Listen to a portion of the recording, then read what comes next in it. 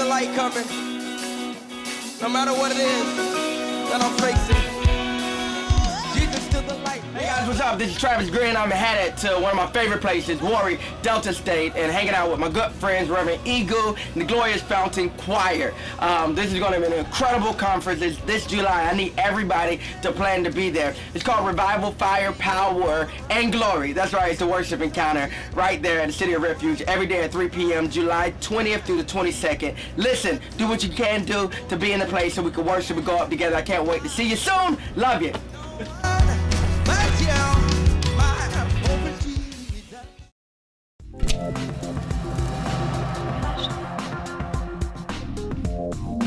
Bonjour, vous êtes encore les bienvenus à ce moment de Glory Realm. C'était très excitant, il y a beaucoup de jours.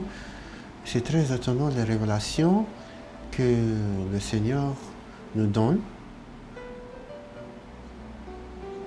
Par cette occasion que nous avons pour méditer les Écritures, nous avons vu le livre de Jean, chapitre 4, il y a longtemps maintenant, il y a beaucoup de choses dans les Écritures.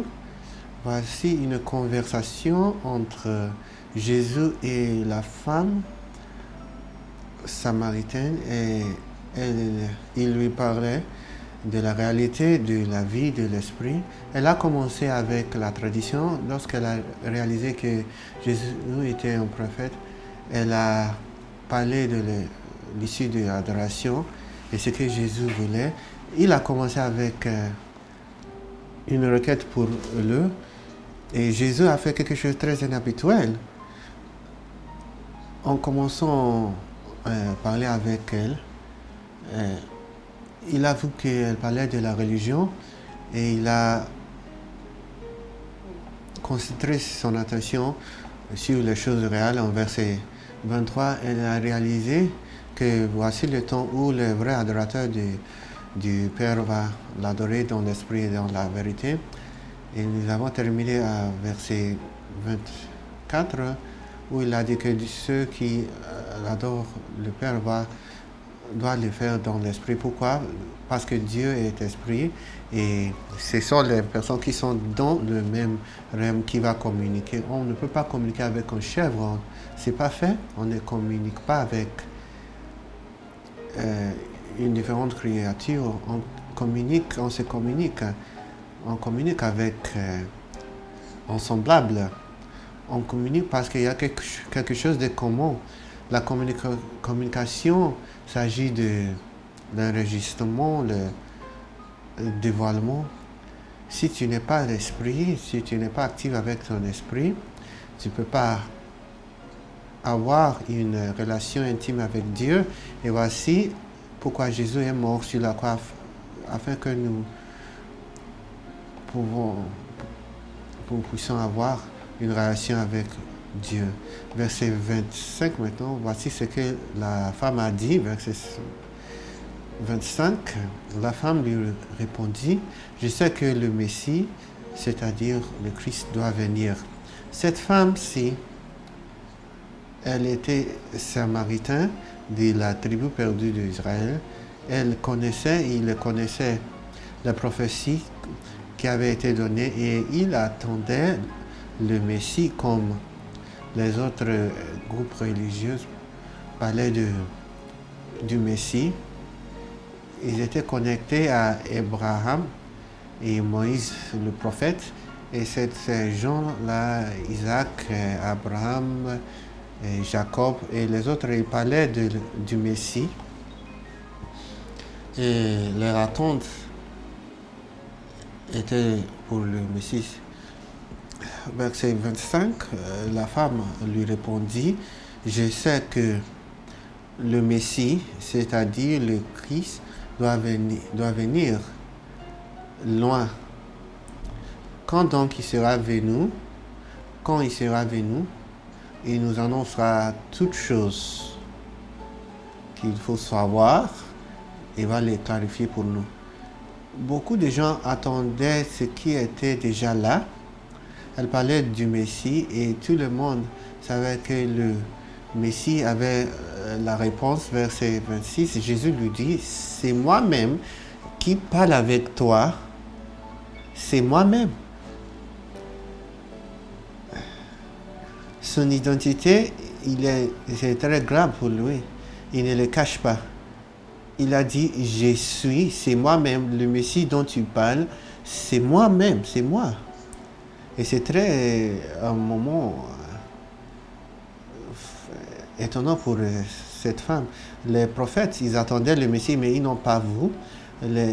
Beaucoup de gens attendaient, beaucoup de gens qui ont entendu les enseignements des prophètes, ils attendaient le Messie en espérant qu'il arrivera en leur temps. Mais voici quelqu'un, une Samaritaine, dont la vie n'était pas bonne.